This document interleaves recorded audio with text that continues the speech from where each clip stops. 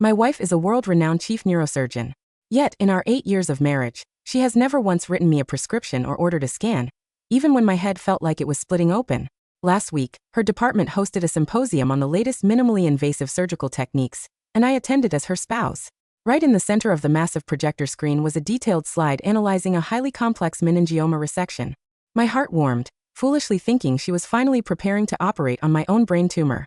But a resident standing nearby whispered to another, Dr. Rachel worked on this surgical plan for 5 long years. She oversaw every single simulation herself, staying up until dawn. I heard that for Lucas, she even handpicked every single layer of surgical gauze herself. I stood frozen. Lucas. He was Rachel's protege, and ironically, the underprivileged medical student I had been personally sponsoring for the past 3 years. When we got home that night, I could not help but ask her, "Could you perform my tumor resection yourself?" She was busy scanning Lucas's medical files, and did not even bother to look up. "It is just a minor procedure. I have already booked the associate chief for you." She was willing to spend 5 years perfecting a surgery for another man, while I could not even get 10 minutes of her time for a proper consultation. That very night, I booked the earliest flight out. Since she chose to fight tooth and nail for her darling boy, I would grant her wish and fade away forever into the endless snow of Switzerland. Is it really all right for the next of kin signature line on this organ donation consent form to be left blank? The coordinator's voice on the phone was gentle. I opened my desk drawer and slipped the signed consent form into the hidden compartment of my suitcase. My family is very busy. They do not have time to worry about whether I live or die. Mr. Scott, the tumor is pressing hard against your brainstem. You could suffer a fatal hemorrhage at any moment. I stared calmly at the first winter snow drifting past the window. It is fine. Let it be. Hanging up, I pulled out the one-way ticket to Switzerland. There were only 4 days left before my flight. At 11:30 that night, Rachel returned. She wrapped her arms around me from behind, resting her chin in the crook of my neck. "You bought your ticket so early?" she murmured. "Once his surgery is over next week, I will take you to Switzerland to see the snow." The sterile scent of hospital disinfectant clinging to her was laced with the rich, woody cologne Lucas always wore. I stared at the study wall, which was covered in CT scans of Lucas's brain, and remained silent. Rachel let out a soft laugh, her warm breath brushing against my ear. "Why so tense? You barely even get a cold. Do not scare yourself. Lucas already looked at your scans, and he said it is just a tiny benign growth. You will be back on your feet 3 days after the surgery." I froze. My wife was one of the top neurosurgeons in the country, yet she had let an unlicensed intern decide whether I lived or died. My voice felt dry and thick. "Is that what Dr. Bennett said too?" Rachel let go of me and walked over to the water dispenser. "Dr. Bennett has been swamped with his research team lately. I have not had the chance to show him your scans yet. But Lucas is incredibly sharp. He has a real gift for this." Looking at her casual, uncaring expression, a wave of intense nausea hit me. Without warning, a sharp, white-hot agony exploded deep inside my skull. I began to tremble violently, cold sweat instantly soaking through my pajamas. Rachel frowned, grabbing her coat and throwing it over my shoulders. "Are you cold even with the heater on full blast? Your health is really going downhill lately." She did not even bother to look down at my deathly pale face. Suddenly, the phone on the desk rang. It was the custom ringtone she had set for Lucas. Rachel instantly put down her glass and swiped the screen. "Dr. Rachel, my head hurts so much. Is the tumor pressing on my nerves again?" Lucas's tearful, panicked voice drifted through the line. Hearing him cry, Rachel's expression shifted instantly to sheer panic. "Don't move. Take deep breaths. I am on my way." The desperation in her voice made it sound as if she were facing the most critical exam of her life. She spun around and bolted for the door, not even pausing to button her coat. I reached out, my trembling fingers gripping her sleeve. "Rachel, tonight is our anniversary. Can you please stay?" She paused, looking back at me with a sigh. "Lucas is critically ill, Scott. You need to show some maturity as his sponsor." I did not say a word, but my grip on her sleeve did not loosen. Rachel gently but firmly pried my fingers away. "I am just going to check his vitals. I will be right back." The door slammed shut behind her. The moment she left, my legs gave out. I collapsed onto the floor as a metallic, copper taste flooded my mouth. I coughed violently, splattering a dark pool of blood onto the pristine white rug. It was a terrifying, stark contrast. Yet, all I could hear was the echo of her marriage proposal 8 years ago. "Scott, these hands of mine can hold a scalpel steady, and they will protect you for the rest of your life." Back then, if I so much as nicked my finger slicing vegetables, she would panic and spend half an hour carefully dressing the tiny wound. My mind drifted to the medical report buried under a stack of magazines in the corner of the drawer. It was my official diagnosis: a malignant glioblastoma of the brainstem. But Rachel had never once looked inside that folder. I quietly wiped the blood from my lips and dragged my suitcase out from under the bed. The closet was packed with expensive clothes Rachel had bought me over the years, row after row of bespoke, high-end suits. She had forgotten that I only wore casual clothes. But she remembered perfectly that Lucas loved tailored suits. I ripped the suits off their hangers, stuffing them ruthlessly into a trash bag. As I cleared out the drawers, a receipt fluttered to the floor. It was for a custom Patek Philippe watch. The engraving request read, S&L, Rachel and Lucas. I stared at the slip of paper. My eyes burned, but my heart remained uncannily quiet. I took a quick photo, crumpled the receipt into a tight ball, and tossed it into the trash. My phone lit up with a text from Rachel. Lucas is highly unstable tonight. I need to stay at the hospital to monitor him. Go to sleep early. It was not until the morning sun began to pierce through the curtains that I realized I had been sitting in the dark all night. I washed my face, splashed cold water over my tired eyes, and hailed a cab to the hospital. As I walked past the courtyard outside the inpatient ward, I stopped. The winter sun was bright and crisp. Rachel was gently pushing Lucas in his wheelchair, letting him soak in the morning warmth. Over his hospital gown, Lucas was wearing Rachel's expensive, custom-made woolen coat. Scott, hey, what brings you to the hospital? Lucas looked up at me, his smile radiating pure, simulated innocence. Dr. Rachel stayed by my side all night. She even insisted on feeding me water herself, even though I told her I could manage. Passing nurses cast curious glances our way. Rachel did not correct him. She simply leaned down to tuck the coat closer around his shoulders. I told you, Scott, Lucas should not be under any stress right now, she said, her voice cool. Please do not bring your drama here and pressure him. I stared at the woman I had loved with every fiber of my being for 8 years. Her immediate, instinctive reaction was to assume I was here to pick a fight. I pointed toward the main building. I am just here for a follow-up. Lucas gasped, covering his mouth. A follow-up for a tiny benign tumor? Is not that overkill? As he spoke, he casually lifted his wrist to adjust his sleeve. In the bright morning light, the gold face of the custom watch gleamed, the engravings S&L clearly visible. Do you like it? Dr. Rachel said since I have a major surgery coming up. She wanted to buy me a little something to keep my spirits up. He reached into his pocket and pulled out a black credit card, twirling it between his fingers. She has been covering all my tuition and living expenses these past few years. You do not mind, do you? I recognized that card instantly. It was the joint account card I had set up specifically for charity. 3 years ago, Rachel had introduced Lucas to me, calling him a brilliant, but impoverished medical student. Seeing a shadow of Rachel's younger self in his features, I had not hesitated to finance his entire education. I took a step forward, grabbed Lucas's wrist, and unclasped the watch strap. I let the expensive timepiece slide off his arm and smash onto the concrete. A crisp, sharp crack echoed through the quiet courtyard. Rachel's face hardened, but for once, her tone softened slightly. Why are you acting out like this today? I already spoke to Dr. Bennett about your procedure. Stop making a scene. Or, if you can wait a little longer, I will perform the surgery myself after I am finished with Lucas's. Looking at her pitying, patronizing expression, a bitter pang struck my chest. Wait. Why is it always me who has to wait?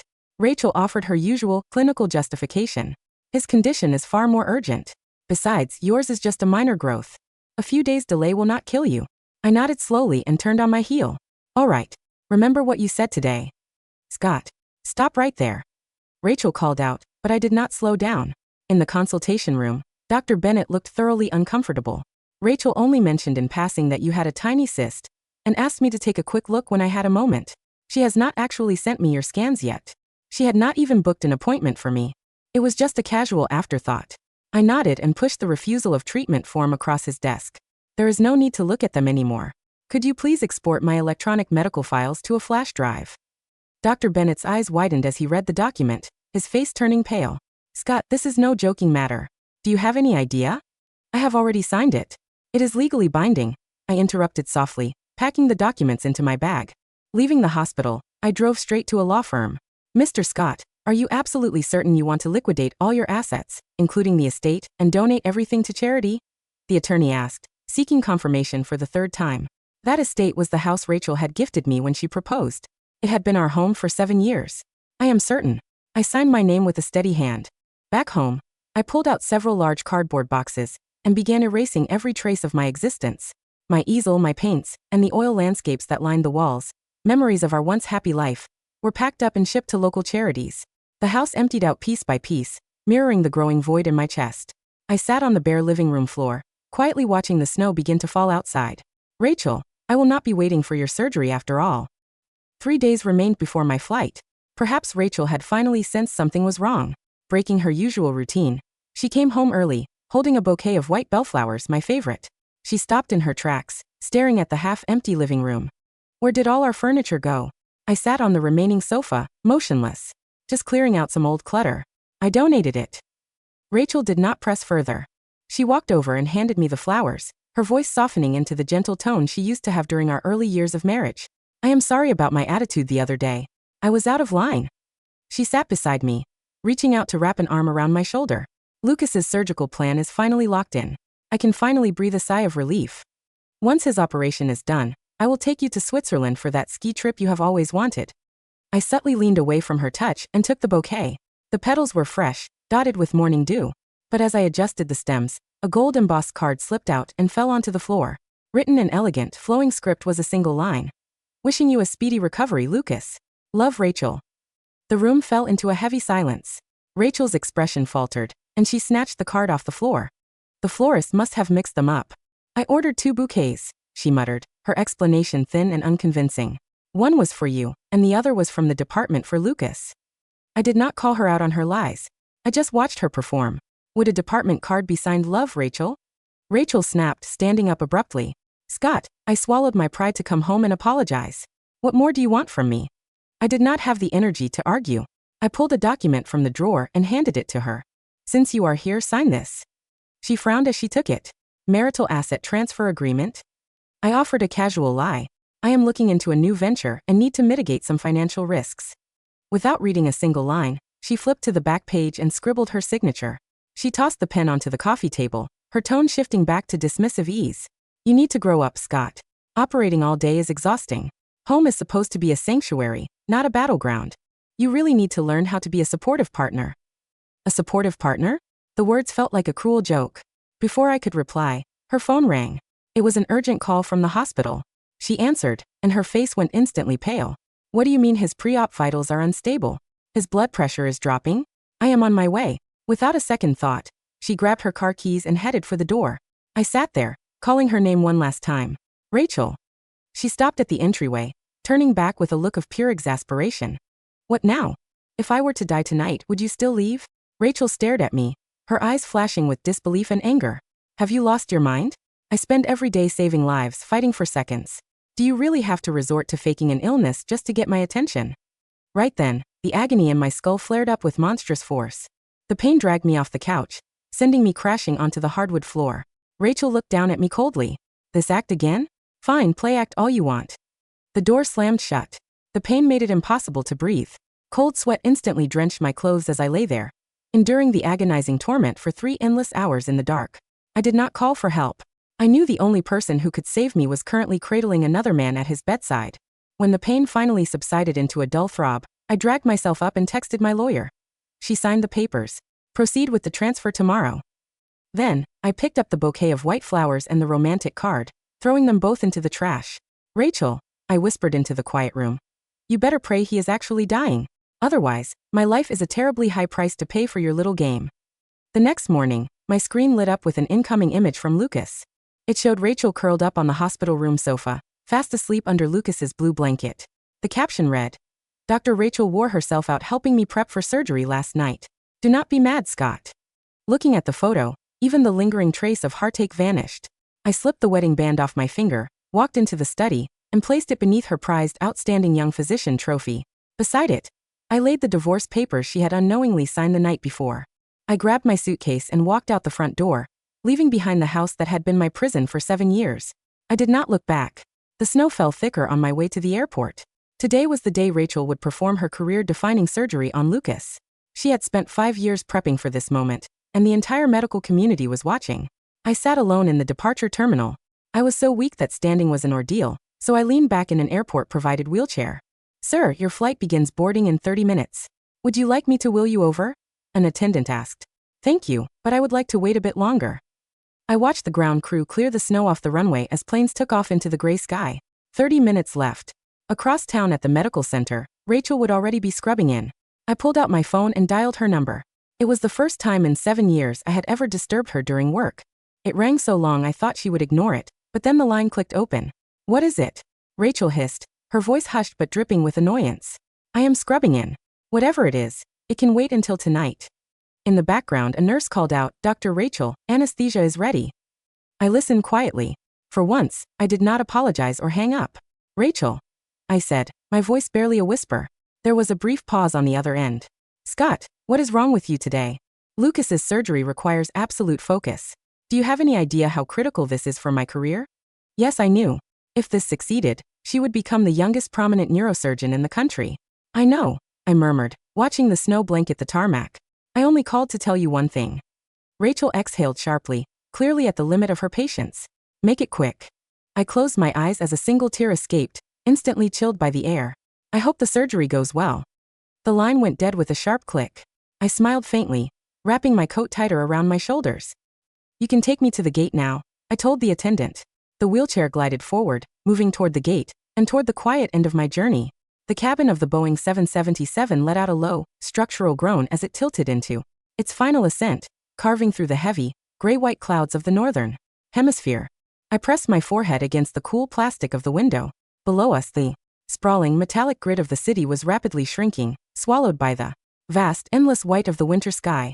The air in the first-class cabin was quiet, smelling faintly of clean upholstery and hot tea, a stark, beautiful contrast to the sterile, suffocating scent of the hospital ward that had been my prison for 3 years.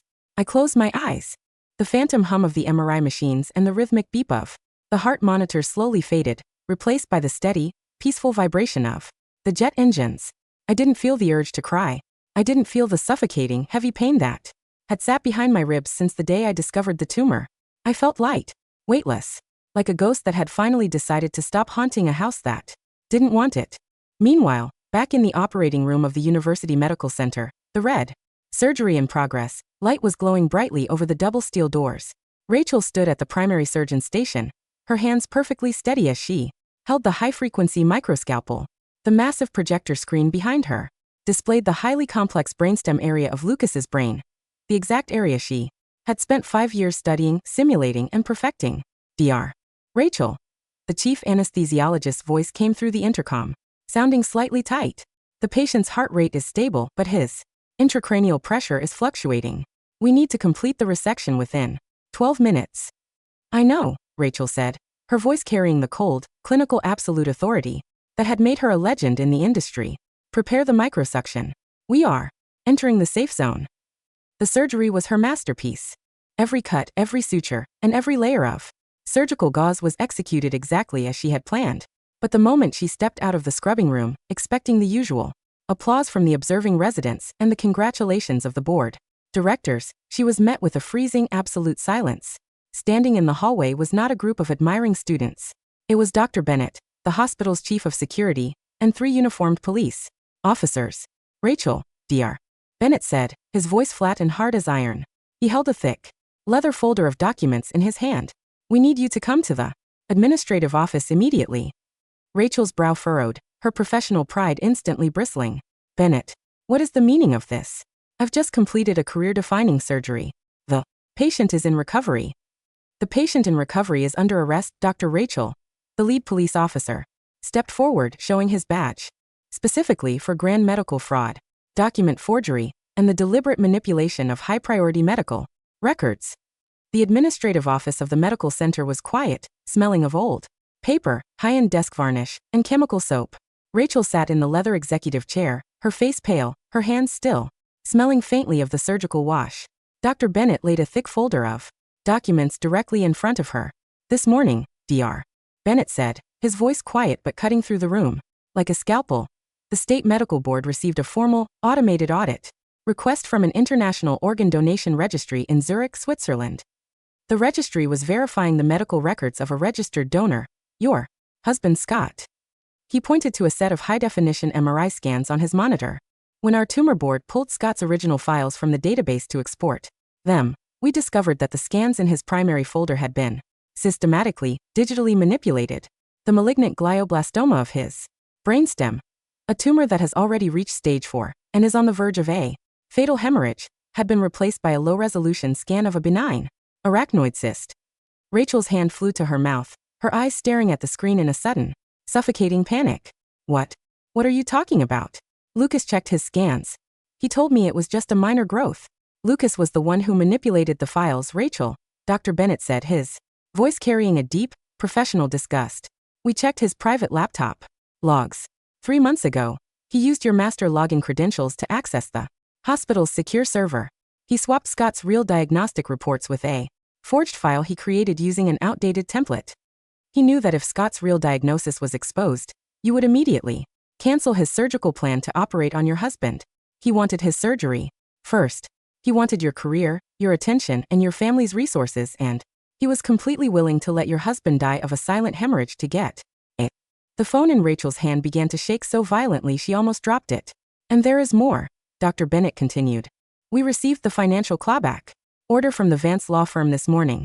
Scott has liquidated all his personal assets, including the estate, and has donated everything to a medical charity. The credit card Lucas has been using, the one you gave him, was officially closed last night. The custom Patek Philippe watch with the S&L engraving? It was found in the trash bin outside the inpatient ward this morning, completely smashed. Rachel stood up so fast her leather chair fell backward, crashing onto the floor. No, she whispered, her face completely turning a pasty sickly gray. Scott, he told me. He asked me if he would die. She pulled out her phone, her fingers clenching the screen as she dialed my number. The number you have reached is no longer in service. Please check the number and try again.